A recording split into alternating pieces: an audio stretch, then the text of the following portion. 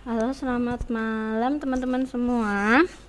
Malam hari ini kita akan belajar mata pelajaran bahasa Indonesia. Tapi karena teman-teman KPA-nya belum hadir di kelas, saya akan menghubungi untuk memberitahukan bahwa kelas sudah dimulai.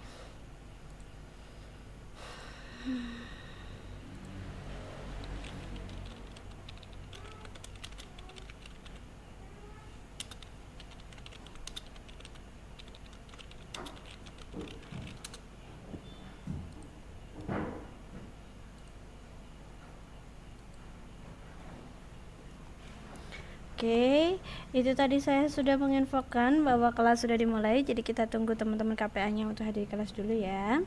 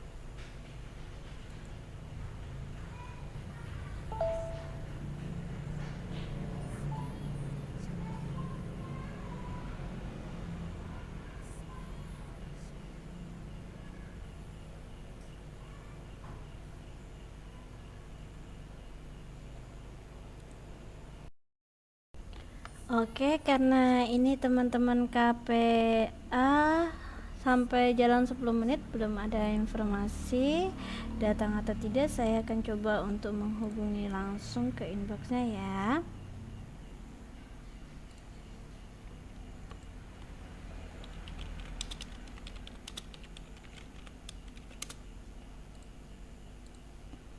Oke.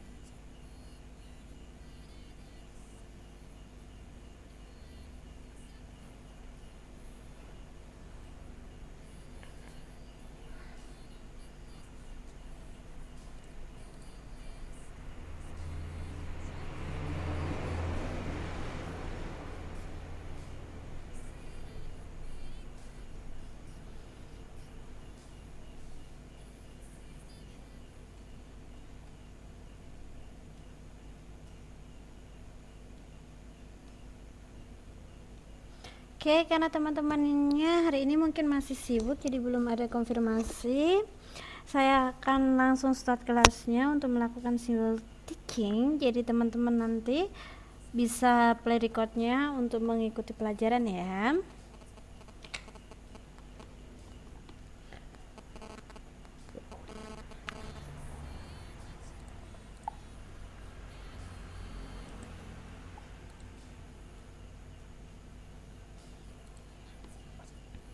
Oke, assalamualaikum warahmatullahi wabarakatuh. Selamat malam teman-teman semua. Hari ini hari Rabu tanggal 12 Juli 2017 ya. Kita akan belajar selama 60 menit mata pelajaran bahasa Indonesia. Masih tentang tema kesehatan. Kemarin kita sudah belajar wawancara, kita akan lanjutkan. Kemarin ya teman-teman sudah belajar apa sih wawancara itu, bagaimana step-stepnya, apa jenisnya, langkah apa saja yang harus kita lakukan dalam wawancara. Nah, sekarang kita akan ini ya belajar metode wawancara. Jadi ketika mewawancara, teman-teman ini akan mengumpulkan informasinya. Kemarin juga teman-teman sudah belajar cara membuat laporan dalam ini ya wawancara. Tapi sebelum saya mulai untuk pelajaran, mari kita berdoa bersama-sama supaya nanti proses belajarnya berjalan dengan lancar ya. Berdoa, saya persilahkan.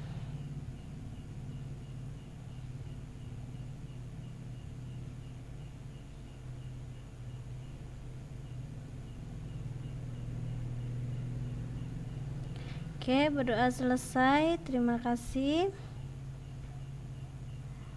Oke, langsung saja kita masuk ke metode-metode wawancara ya. Yang pertama itu dengan metode mencatat. Jadi teman-teman ya, dalam melakukan wawancara, teman-teman ini maaf, saya lost connection. Oke. Sudah sambung lagi. Jadi teman-teman ya, dalam melakukan wawancara, teman-teman ini mencatat poin-poin penting dari informasi yang disampaikan narasumber. Sebagai contoh, teman-teman menanyakan langkah-langkah membuat tempe. Sebagai satu langkah apa saja yang dilakukan dalam membuat tempe gitu ya.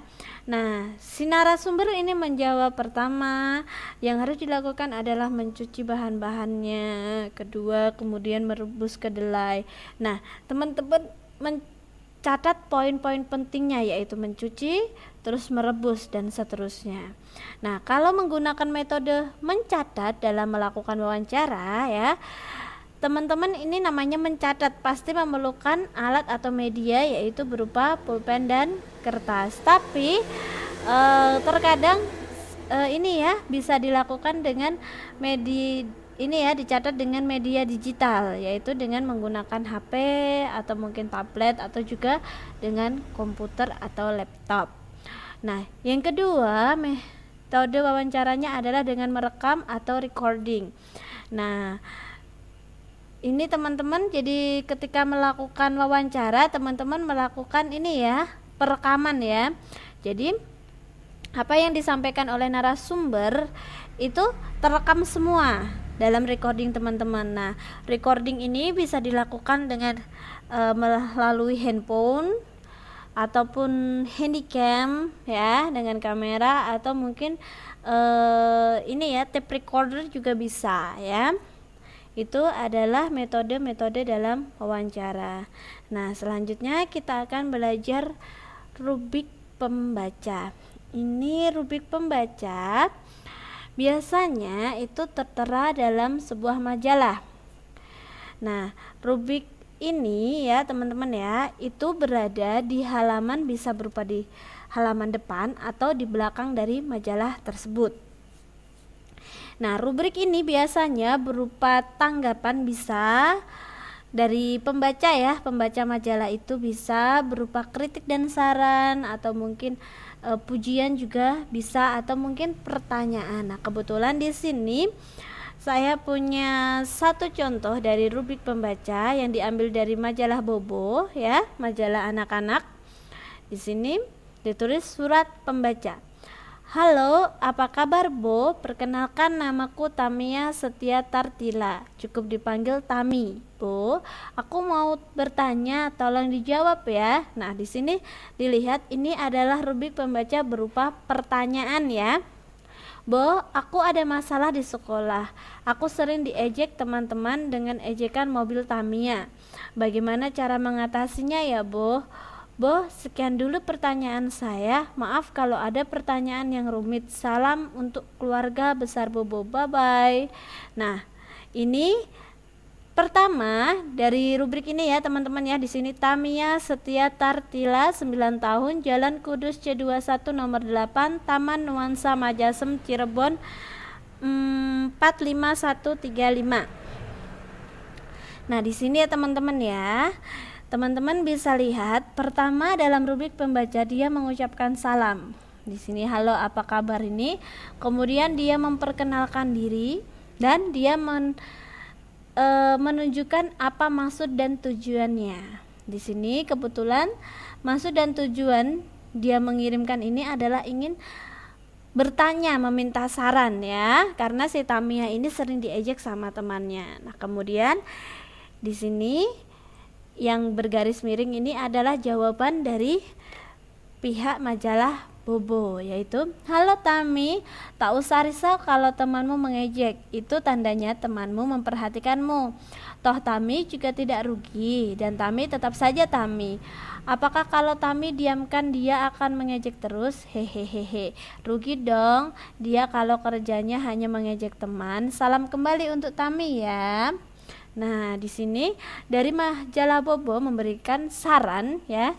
Jadi si Tami ini nanya apa sih yang harus dia lakukan gitu ketika teman-temannya mengejek, dan majalah Bobo ini memberikan tanggapan atau respon jawaban apa yang harus dilakukan Tami, yaitu dengan dibiarkan saja ya.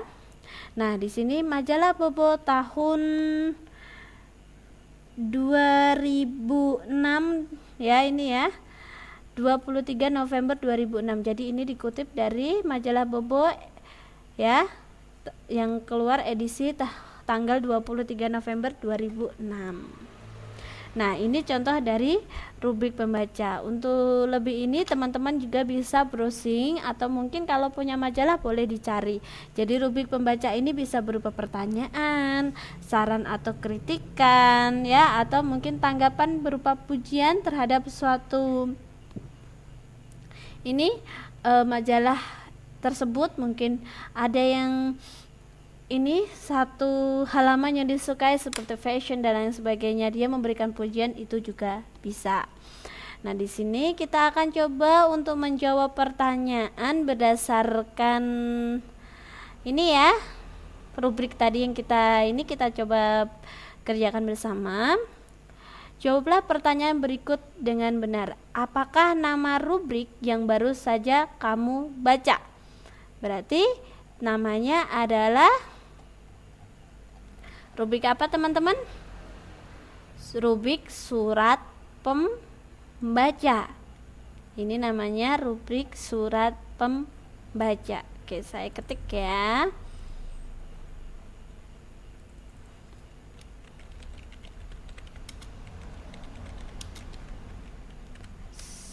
Pembaca. Oke, yang kedua, siapakah yang mengirim pertanyaan ke rubrik? Nah, tadi ya di sini kita bisa lihat halo Bo, perkenalkan namaku Tamia Setia Tartila. Di sini kita bisa tahu bahwa yang mengirimkan rubrik ini adalah Tamia Setia Tartila. Oke. Tamia Tamia Setia Tartila. Nah, di sini tinggal di manakah pengirim rubrik itu? Nah, ini adalah nama pengirim ya, Tamia ini. Dan ini Jalan Kudus C21 nomor 8, Taman Nuansa Majasem, Cirebon 45135. Ini adalah alamat dari Tamia. Berarti alamat pengirim rubrik adalah Jalan Kudus C21 nomor 8, Taman Nuansa Majasem Cirebon 45135. 45135 ini kode posnya ya teman-teman ya. Kode posnya. Oh, ini nomornya terbalik ternyata. Dan nomor 4, permasalahan apa yang diajukan dalam rubrik itu. Nah, di sini kita bisa lihat ini ya, bagaimana cara mengatasi ya teman-teman yang suka mengejek Tami dengan ejekan mobil Tamiya. Jadi dia menanyakan bagaimana cara mengatasi teman-teman yang suka mengejek Tami dengan ejekan mobil Tamiya. Nah, yang terakhir, jawaban apa yang diberikan pihak majalah. Jadi pihak majalah memberikan saran bahwa tidak usah dirisaukan. Berarti diacuhkan saja, dibiarkan saja, tidak perlu dibalas atau ditanggapi, dibiarkan saja. Oke, itu cara menjawab pertanyaan berdasarkan rubrik pembaca. Next, kita akan belajar, ini masih nyambung ke wawancara ya teman-teman ya. Di sini saya mempunyai percakapan ya, ini tentang sebuah wawancara. Saya akan membacakan, teman-teman boleh disimak ya. Oke.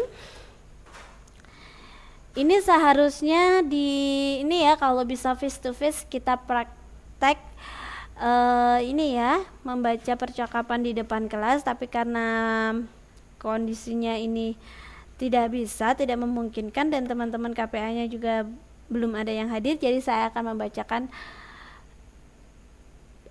percakapan ini. Nanti teman-teman bisa diperhatikan, disimak, dan dipahami. Oke. Pada hari Sabtu 3 Maret 2007 pukul 9, Rio mengadakan wawancara dengan gurunya, Ibu Naning, di ruang guru. Isi wawancara tersebut, Rio menanyakan tentang cara-cara belajar. Selamat pagi Ibu Naning. Selamat pagi. Maaf kalau saya mengganggu kesibukan Ibu Naning. Tidak apa-apa, hari ini saya tidak terlalu sibuk. Ada keperluan apa ya? Saya Rio, kelas 6, mau mengadakan wawancara dengan Ibu Naning tentang cara-cara belajar. Baik, Bu, apakah yang dimaksud dengan belajar itu? Belajar adalah berusaha atau usaha dari seseorang memperoleh kepandaian atau ilmu. Maksudnya dalam hal apa, Bu?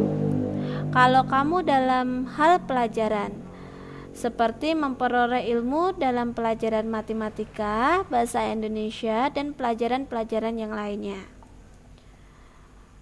Bagaimana cara belajar yang baik agar setiap pelajaran dapat kita tangkap dan tidak cepat lupa, Bu? Pertama, kamu harus memiliki kesadaran bahwa belajar itu penting bagi diri kamu. Kedua, cermatilah dan seriuslah, tetapi jangan melamun ketika ibu atau bapak guru sedang menerangkan pelajaran. Dan yang ketiga, ulangilah kembali di rumah pelajaran-pelajaran yang tadi diajarkan di sekolah. Terima kasih atas penjelasannya, Bu. Semoga penjelasan ini bisa bermanfaat bagi saya dan teman-teman. Nah, kalau kita lihat dari tahapan-tahapan wawancara ya teman-teman ya. Nah, di sini untuk intronya itu dijelaskan hari, tanggal, waktu, dan siapa yang ditanyain. Jadi Ibu Naning ini adalah narasumber dan Rio ini adalah pewawancara. Ruang guru ini adalah tempatnya. Waktunya adalah Sabtu 3 Maret 2007 pukul 9 pagi. Nah, di sini Rio mengucapkan salam, kemudian menanyakan Ibu Naning sibuk atau tidak, ya, punya waktu atau tidak. Ini adalah pembukaannya. Kemudian sebelum melakukan wawancara, Rio juga memperkenalkan diri dulu. Jadi si narasumber ini tidak bingung ini siapa dan mau apa. gitu ya. Seperti step-step yang kemarin kita juga pembukaan memperkenalkan diri ya. Nah, di sini Rio memperkenalkan diri dan memberitahukan apa maksud dan tujuannya. Jadi dia ingin mengadakan wawancara dengan Ibu Naning tentang cara-cara belajar. Nah, ini dimulai dari pertanyaan. Yang pertama, dia menanyakan apa yang dimaksud dengan belajar. Kemudian dia meminta dijelaskan, ya. Maksudnya itu apa? Terus dia menanyakan juga cara-cara belajar yang baik agar tidak cepat lupa, ya. Terus ini caranya ada 3. Terus karena sudah selesai semua yang ingin ditanyakan oleh Rio, makanya Rio menutup wawancaranya dengan mengucapkan terima kasih, memberikan kesannya juga. Oke. Nah, di sini kita coba untuk melengkapi laporan ya, teman-teman ya. Yang pertama, nama pengamat. Tadi kita sudah tahu nama pengamat. Dari pengamat ini berarti pewawancara ya, teman-teman ya. Itu tadi adalah Rio.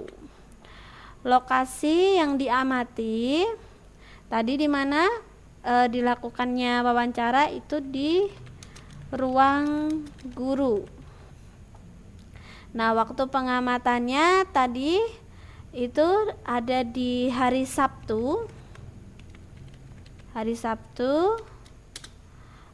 Maret 2007 pukul 9 ya, teman-teman ya. Pukul 9 hasil pengamatannya. Di sini teman-teman bisa lihat hasil pengamatannya. Di sini ada 2. Pertama pengertian, kedua adalah cara belajar. Kenapa di sini ada pengertian? Tadi dia menanyakan apa sih yang dimaksud dengan belajar. Berarti di sini adalah belajar.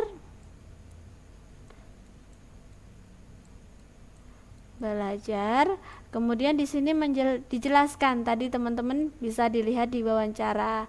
Nah, ini step-stepnya yang pertama, kedua, dan ketiga bisa dilihat dari teks wawancara. Itu contoh dari membuat laporan wawancara. Jadi ada siapa pengamatnya. Terkadang ada yang menambahkan siapa narasumbernya juga ya, teman-teman ya. Alangkah bagusnya kalau narasumbernya itu juga dicantumkan. Terus tempat dan waktunya juga dicantumkan. Terus hasil dari pengamatannya itu sangat yang paling utama ya, paling penting harus juga dicantumkan. Itu cara membuat laporan dari wawancara. Selanjutnya kita akan belajar biodata diri. Teman-teman pasti pernah dong mengisi biodata diri atau riwayat hidup. Biasanya ya teman-teman ya, pengisian biodata diri ini dilakukan ketika ada yang memerlukan informasi ya tentang diri kita, seperti ketika kita melamar pekerjaan atau mungkin sedang memesan sesuatu, seperti kita ingin pergi. Ini kalau teman-teman mau keluar negeri kan biasanya bikin paspor. Nah, dalam paspor itu ada ini ya, biodata diri yang harus dilengkapi. Selain itu, kalau ketika ingin melamar kerja pasti mengisi daftar riwayat hidup ya. Nah, biodata diri, apa sih yang dimaksud dengan biodata diri? Itu adalah rangkuman ringkas ya, yang berupa penjelasan tentang diri sendiri berdasarkan data pribadi. Jadi itu berupa rangkuman ringkas tentang diri teman-teman ya, bukan orang lain. Jadi diri pribadi kita sendiri ya. Biasanya biodata ini itu berupa formulir-formulir yang digunakan untuk mendaftar sesuatu. Contohnya mendaftar sekolah ya. Tadi sudah saya sebutkan melamar kerja ya. Atau perlu membuat paspor, itu juga perlu biodata diri. Kenapa sih diperlukan biodata diri ketika kita ingin mendaftar sesuatu, melamar kerja dan lain sebagainya? Tujuannya adalah agar mendapat kejelasan dari identitas si pendaftar tersebut. Jadi identitas kita itu jelas. Jadi di mana alamat rumah kita itu jelas, pendidikan kita apa saja itu biar jelas, terus status kita itu juga jelas, usia kita juga jelas. Nah, makanya diperlukan untuk penelengkapan biodata diri. Nah, teman-teman, dalam pembuatan biodata diri banyak hal yang perlu diperhatikan dan tidak boleh sembarangan ya, harus mematuhi kaidah yang ada. Jadi kalau teman-teman asal ngisi, nanti akan terjadi perbedaan informasi. Sebagai contoh, teman-teman tanggal lahir di KTP itu 9 Juli 1976 seandainya ya teman-teman ya. Tetapi ketika teman-teman mengisi biodata diri ya, untuk membuat password sebagai contoh, teman-teman ini ternyata close connection lagi. Oke, saya logout sebentar ya.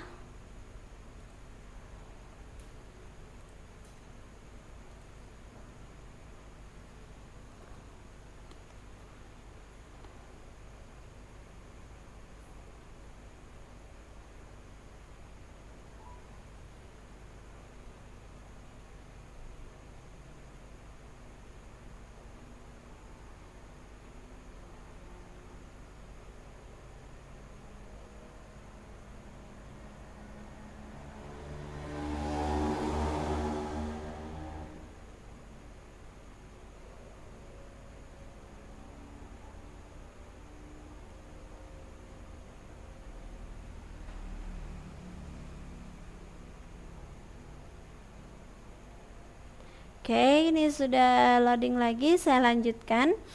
Jadi sebagai contoh, teman-teman harus di dalam KTP itu tanggal lahirnya adalah 9 Juli 76. Tetapi ketika teman-teman mengisi biodata diri ya, untuk pengajuan sekolah, seandainya pendaftaran sekolah, teman-teman mengisi tanggal lahirnya adalah 6 Juli karena teman-teman lupa mungkin ya, angkanya kebalik 76. Nah, nanti ketika ada ujian atau pendataan dari pemerintah, akan terjadi ketidaksinambungan ya. Ini saya ngasih KTP sama pendaftaran sekolah ya. Oh ya, kuliah ya, saya ambil kuliah ya. Jadi ini di KTP, terus ketika biodata diri untuk pendaftaran sekolah berbeda tanggal lahir. Nah, ketika ada pendataan ini akan terjadi masalah ya. Makanya ketika mengisi biodata diri ini harus sebenar-benarnya dan sesuai dengan kaidah yang ada. Jadi tidak boleh ngarang ya. Nanti itu akan mempersulit diri teman-teman sendiri. Oke. Nah, ini saya akan mengajak teman-teman tadi mana ya? Sebentar, baru loading. Saya ingin mengajak teman-teman mengisi contoh dari biodata diri. Tapi karena lagi loading, kita tunggu sebentar ya.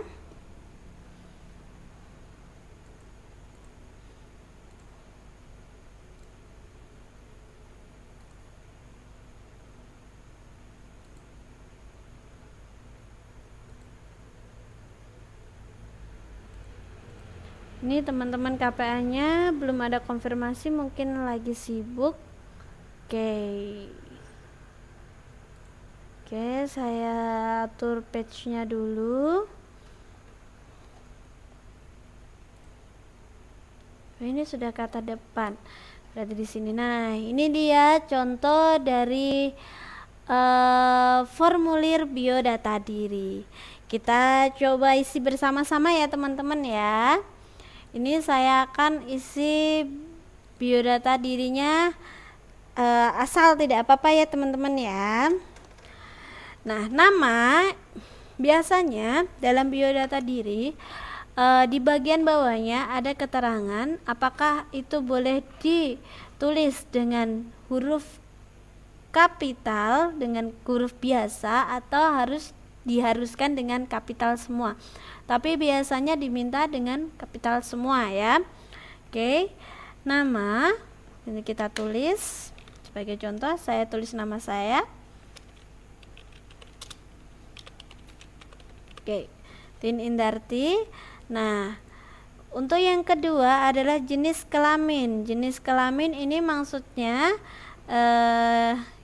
jenis kelamin kita ya. Jadi laki-laki atau perempuan. Karena saya perempuan jadi saya tulis perempuan. Ya. Kemudian tempat tanggal lahir. Oke, tempat tanggal lahir di sini kita tulis kotanya dulu. Saya Jepara. Jepara, tanggal lahirnya saya ambil 1 Januari 1992 sebagai contohnya. Agama, ini agama yang kita anut ya teman-teman ya. Saya beragama Islam jadi saya tulis Islam. Jadi kalau 92 sekarang usia saya adalah 26 tahun ya. Kan sekarang 2017 ya teman-teman ya, sampai ke dari 1992 sampai 2017 itu 26 tahun. Iya 26 tahun ya. Kok 26 92 25 tahun ya teman-teman ya harusnya ya. Maaf. Saya salah menulis, saya revisi. 25 tahun. Nah, alamat tinggal saya tulis contohnya tadi seperti Tamia ya. Oh, maaf seperti Tami. Yaitu Jalan Kudus C21 nomor 8 tadi Nuansa Majasem Cirebon. Jadi Cirebonnya bablas jadi Nuansa Majasem gitu aja ya teman-teman ya. Nanti kan teman-teman harus ditulis yang lengkap. Jadi kotanya ya, kabupatennya sama provinsinya juga. Terus di sini ada status perkawinan. Di sini teman-teman terkadang kalau seperti ini ada titik-titiknya, itu artinya teman-teman disuruh menuliskan di sini. Ya. Berarti belum kawin. Tapi kalau seandainya tidak ada, saya geser dulu.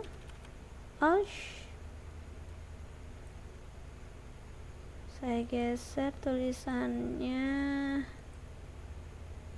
Kok tidak mau digeser ya, sebentar. Nah ini oke. Saya nabrak sedikit. Nah tapi kalau tidak ada titik-titiknya, itu artinya teman-teman harus mencoret yang tidak perlu. Jadi cukup sekali coret saja. Nah seperti ini. Berarti ini yang dipakai. Nah, di sini pendidikan ini maksudnya riwayat pendidikannya. Jadi SD-nya dulu teman-teman sekolah di mana? Sebutkan nama SD-nya ya. Seandainya ini ya. SD-nya SD Negeri 3 Cirebon. SMP-nya SMP Negeri 1 Cirebon.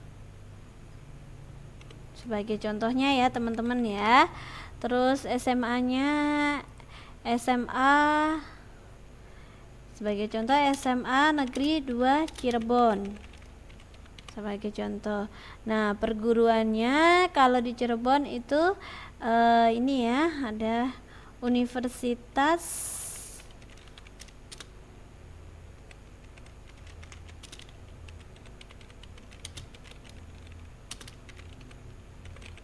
Universitas Swadaya Gunung Jati Cirebon ya. Ini nama keluarga, ini disebutkan nama ayah, contohnya adalah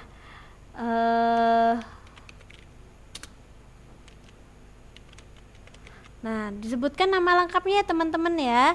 Terkadang nama orang tua di bawahnya setelah nama ayah itu juga diminta untuk menyebutkan usia ayah kita ya, dan juga pekerjaannya. Terkadang ada yang diminta seperti itu. Nah, ini hanya contoh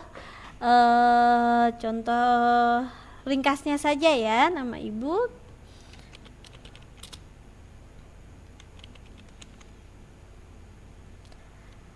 Nah, nama ibunya saya pakai Sonia Anita. Nah, jumlah saudara itu berarti ini ya, saudaranya ada berapa ya? Saya tulis 3 ya. Dan anak berarti teman-teman ini anak anak urutan keberapa? Saya tulis 3 juga. Nah, oke. Ini adalah contoh dari biodata diri ya. Mungkin teman-teman pernah ya mengisi biodata diri waktu pertama kali bikin password, terus ini ya, nyari kerja di Taiwan juga pasti pernah mengisi biodata diri. Nah, selanjutnya kita akan belajar kata depan. Nah, apa sih yang dimaksud dengan kata depan? Kata depan adalah kata-kata yang secara sintaksis ya, secara sinteks, jadi perumusan kata ya, diletakkan sebelum kata benda atau kata kerja. Jadi kata itu ya, kata depan ini adalah sebuah kata yang diletakkan sebelum kata benda atau kata kerja. Nah, aturan penulisan kata depan ya teman-teman ya, contohnya ada di, ke, dari. Dia itu terpisah ya, terpisah dari kata yang di belakangnya. Jadi terus kecuali untuk kata-kata seperti kepada. Nah, kepada sendiri ini sudah merupakan kata depan daripada ya. Kalau sebagai imbuhan seperti dipukul, dimakan, dia itu digabung. Sebagai contoh, di sana ya. Di sana ini dinya di sini itu sebagai kata depan. Kata depan. Jadi penulisannya dipisah. Nah, di sini, nah di sana sama di sini kalau seandainya ditulisnya digabung seperti ini salah. Yang benar itu dipisah. Ini pisah sini. Ini untuk kata depan. Oh, ini ada Mbak Yeti. Halo, selamat malam Mbak Yeti. Bisa dengar suara saya Mbak Yeti?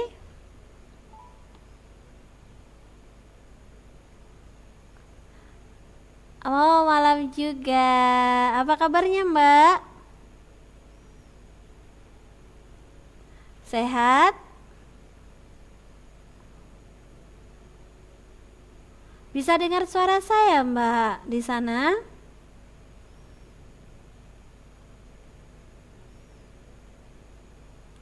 Bisa. Untuk tampilannya bagaimana Mbak?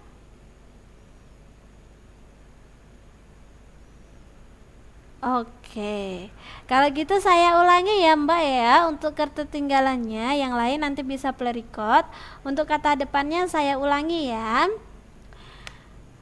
Oh, bosnya baru pulang ya. Kalau di sana ini jam 9 ya. Oke. Kalau gitu untuk materinya langsung saja saya lanjutkan ke kata depan, tapi saya ulangi, kebetulan baru dimulai yang kata depan.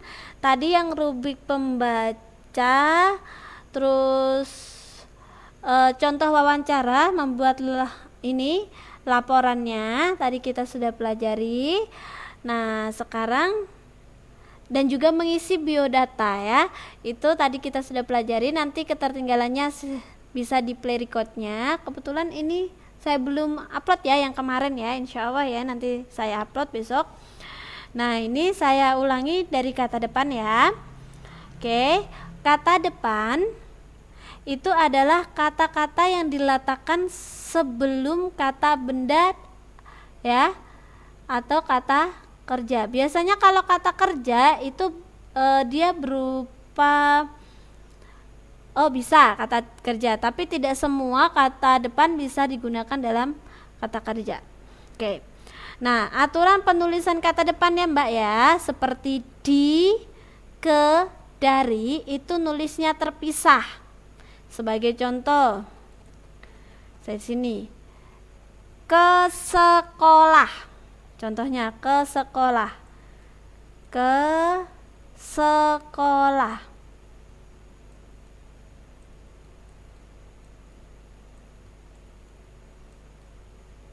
Ini saya punya dua tulisan ke sekolah.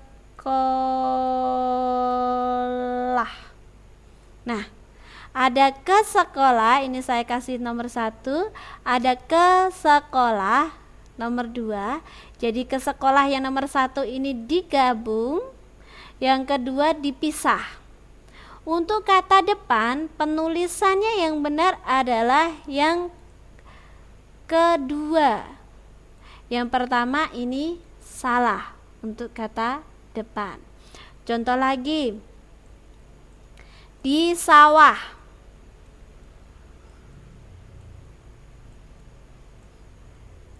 Di sawah.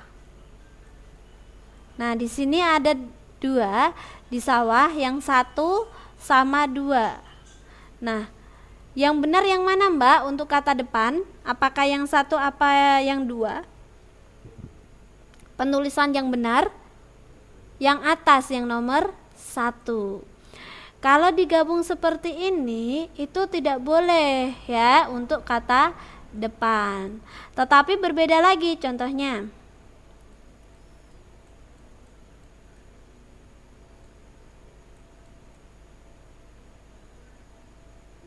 Sebentar, saya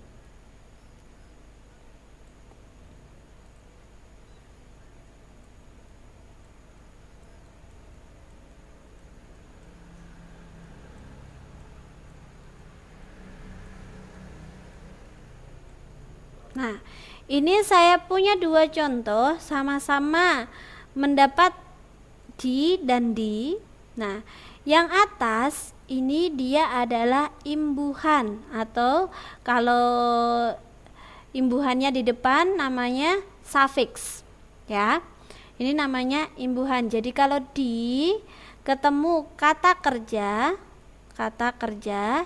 itu digabung. Gabung ya. Dia fungsinya sebagai imbuhan. Tapi kalau di sini kata benda atau tempat ya Mbak ya. D-nya di sini fungsinya bukan imbuhan tapi kata depan. Kata depan. Jadi penulisannya harus dipisah. Nih ada dipisah. Ini dipisah. Jadi ini fungsinya sebagai kata depan. Bagaimana Mbak Yeti, bisa diterima?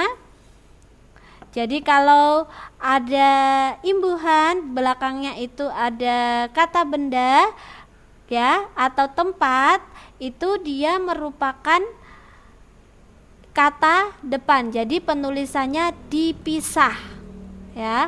Tapi kalau setelah imbuhannya ini dia kata kerja, itu merupakan imbuhan, jadi penulisannya digabung ya.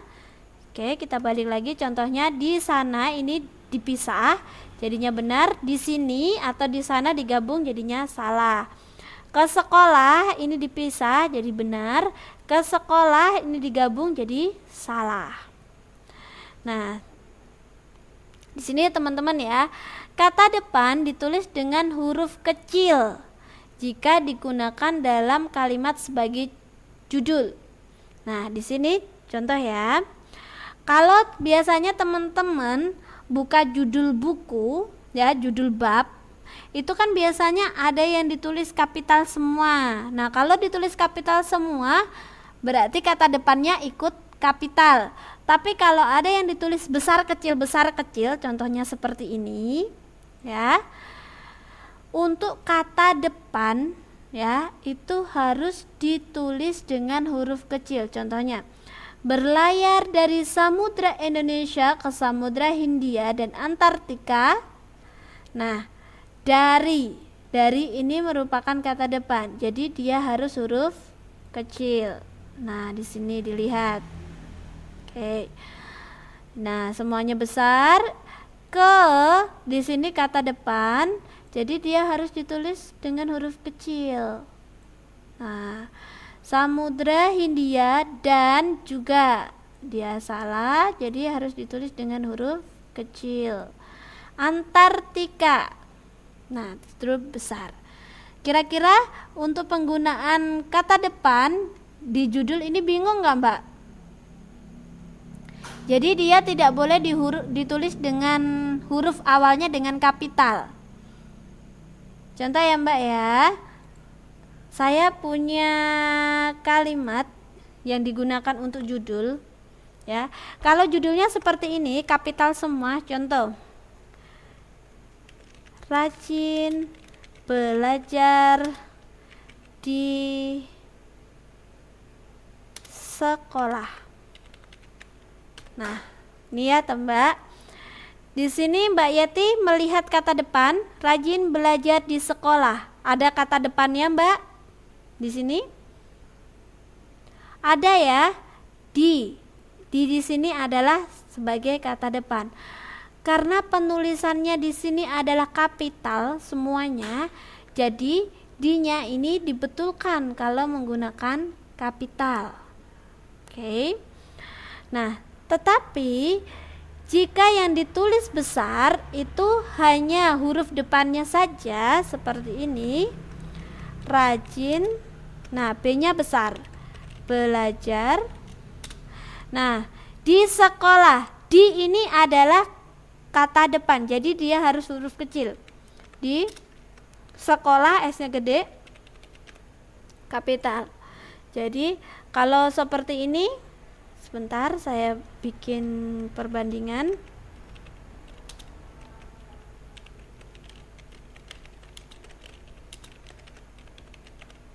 Nah, yang kedua, kalau D-nya seperti ini itu salah. Yang betul adalah yang ini, D-nya kecil. Oh, tidak ada tulisannya. Oke, sebentar saya logout dulu, Mbak. Sepertinya sinyalnya ini. Sebentar ya.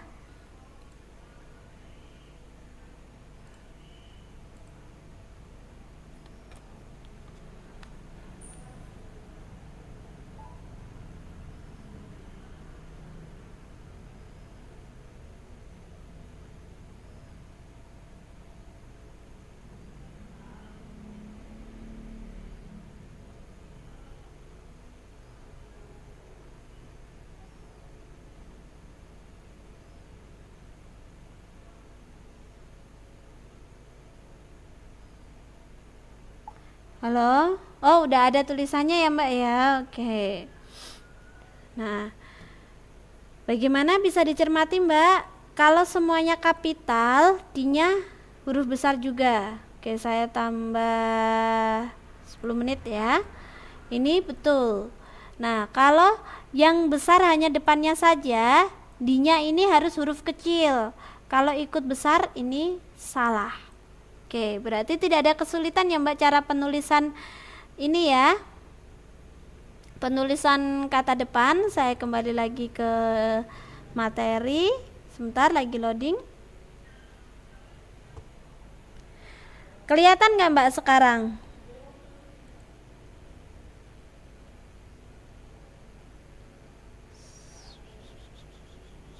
Ini lagi loading, tunggu sebentar.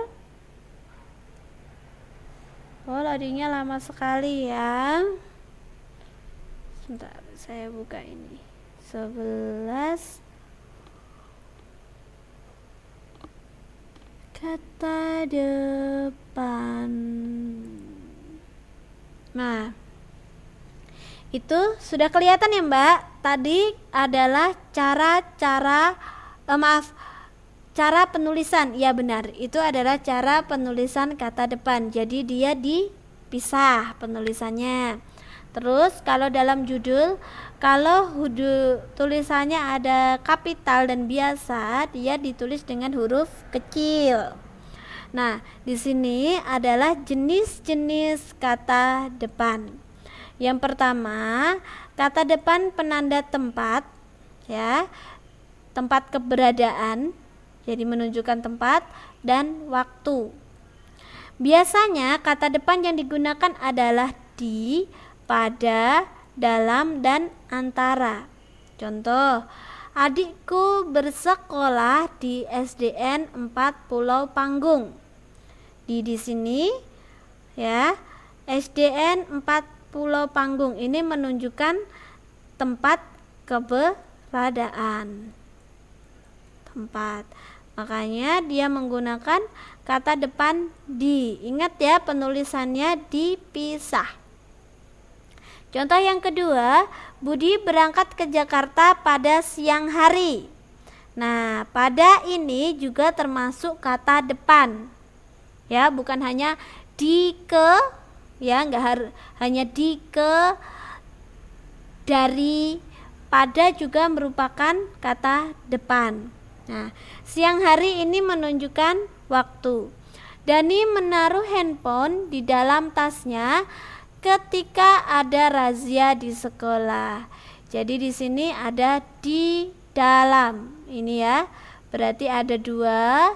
Terus di sekolah ini juga ya. Ini adalah kata depan. Jadi penulisannya dipisah yang menunjukkan waktu.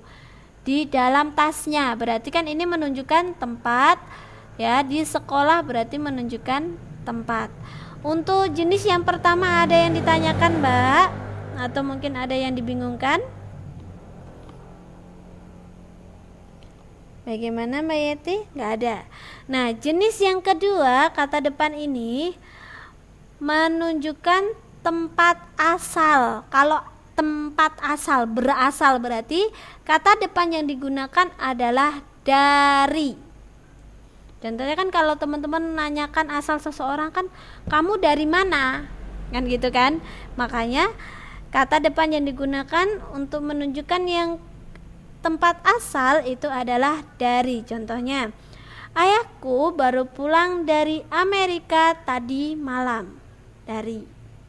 Siswa baru itu pindahan dari Jakarta. Maksudnya di sini asal tempatnya ya dari Jakarta. Pasukan itu bubar dimulai dari barisan yang paling kanan. Bagaimana Mbak? Bisa diterima untuk yang kedua, jenis yang kedua? Gampang sekali ya untuk kata depan ya. Nah, jenis yang ketiga itu adalah menandakan arah ya atau tempat tujuan. Ya, menunjukkan arah atau tempat tempat tujuan. Kata depan yang digunakan biasanya itu adalah ke, kepada, akan, terhadap. Ya, ke, kepada, akan, terhadap. Jadi terhadap, akan ini juga merupakan kata depan. Contoh yang pertama, pada liburan yang akan datang, aku akan pergi ke rumah nenek. Ya, berarti kan ke rumah nenek, berarti itu menunjukkan tempat tujuannya. Tujuannya ke rumah nenek. Surat itu ditunjukkan kepada Bapak Kepala Sekolah SMA Negeri 3 Budi Mulya. Kepada. Nah, kepada di sini juga menunjukkan arah atau tempat tujuan. Berarti tempat tujuannya yang dituju siapa? Bapak Kepala Sekolah SMA Negeri 3 Budi Mulya. Saya sangat menghormati terhadap apa yang Bapak sampaikan kepada kami semua. ya, terhadap. Nah, ini tapi terhadap di sini ini kan apa yang Bapak sampaikan, berarti kan tujuannya apa dia ini, dan kepada kami semua, berarti ini ditunjukkan kepada siapa? Kami semua. Bagaimana Mbak yang ketiga? Ada kesulitan?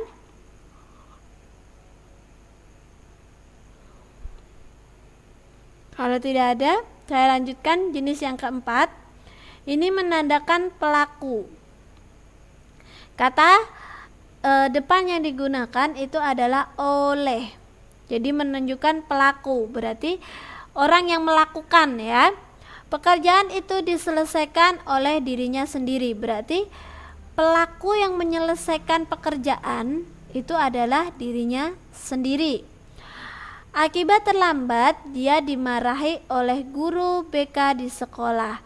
Jadi di sini pelaku yang marah ya, siapa? Guru BK.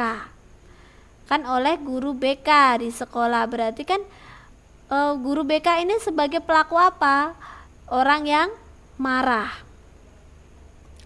Aku ditemani oleh Ani ketika pergi ke pasar. Nah, pelaku yang menemani aku ini siapa? Ani. Itu yang menunjukkan penanda pelaku. Gambar 4 juga gampang sekali ya Mbak ya. Saya lanjutkan, kalau tidak ada pertanyaan. Kalau ada pertanyaan boleh silahkan langsung diketik saja, nanti saya jawab ya. Jenis yang kelima. Jenis kelima itu menandakan alat atau cara. Jadi menunjukkan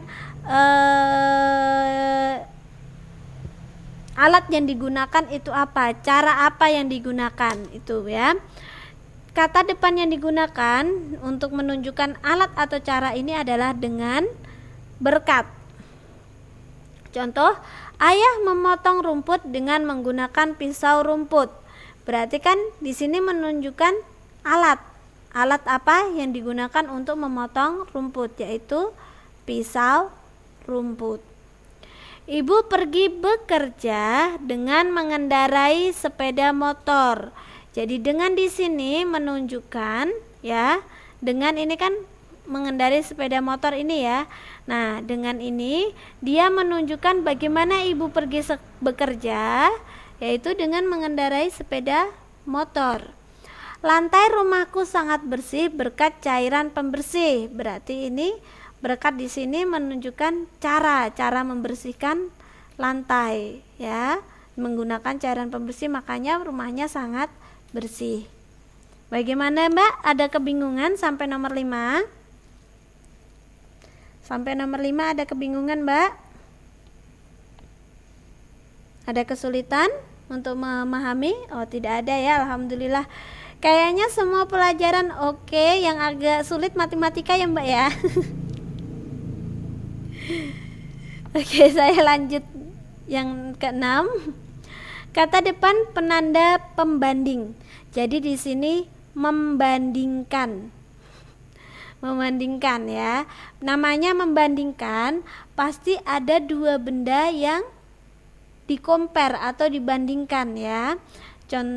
Nah, untuk kata depan pembanding ini yang digunakan adalah daripada. Contohnya, rumahku lebih kecil daripada rumah pejabat itu. Nah, dia akan membandingkan rumahku dengan rumah pejabat ya. Nah, jarak antara rumahku ke sekolah lebih lama daripada rumahnya ke sekolah. Berarti dia membandingkan jarak rumahku ke sekolah dengan jarak rumahnya ke sekolah. Budi lebih tinggi sekitar 4 cm daripada tinggi Andi. Jadi dia membandingkan tinggi Budi dan tinggi Andi. Saya sampaikan sampai yang ke-6 dulu, masih ada ya. Oke, nanti selanjutnya kita akan pelajari bersama-sama minggu depan. Untuk jenis-jenis kata depan ada yang ditanyakan Mbak? Ada yang ditanyakan? Sepertinya tidak ada ya. Kemarin saya sudah mengupload tugas mandiri ilmu pengetahuan alam ya. Di situ saya tugasnya adalah meminta teman-teman menjelaskan proses terjadinya pembuahan dikotil atau pembuahan ganda pada tanaman Angiospermae ya, atau disebut dengan Angiospermae. Itu sudah pernah saya jelaskan pada pertemuan sebentar kemarin Senin, berarti kalau enggak tanggal 3 saya sudah menjelaskan proses terjadinya pembuahan Angiospermae. Waktu itu kayaknya Mbak Yeti berangkat tapi agak telat ya, yang ada gambar biji bunga yang proses serbuk sari menempel pada putik, terusan membentuk buluh sari, terusan itu ya membelah. Nah, nanti silahkan dibuat videonya yang menjelaskan proses terjadinya pembuahan dikotil atau pembuahan ganda atau sering disebut dengan angiosperm ya. Boleh menggunakan gambar ya, gambarnya boleh download atau mungkin gambar sendiri atau menggunakan media yang lain. Contohnya teman-teman bikin apa ya, kayak kerikil ditulisin, itu juga boleh ya. Bagaimana sekreatifnya teman-teman. Yang pasti itu harus menjelaskan proses terjadinya pembuahan ganda. Saya tunggu tugas-tugasnya ya Mbak Yati ya, tetap semangat. Ada yang ditanyakan Mbak untuk pelajaran dan juga tugas-tugasnya? Bahasa Inggrisnya juga Mbak Yati belum ini ya Mbak Yati ya. Kalau tidak ada yang ditanyakan, saya tutup pertemuan malam hari ini. Insya Allah kita jumpa untuk belajar lagi besok malam ya, untuk mata pelajaran bahasa Inggris. Oke. Terima kasih banyak ya teman-teman semua yang sudah hadir untuk belajar. Semoga yang saya sampaikan dapat bermanfaat ya teman-teman ya. Kalau seandainya ada salah kata atau mungkin ada yang kurang jelas, boleh ditanyakan. Insya Allah saya akan selalu membantu. Oke. Akhir kata saya tutup pertemuan hari ini. Wassalamualaikum warahmatullahi wabarakatuh. Bye bye, sampai jumpa. Sama-sama Mbak Yeti.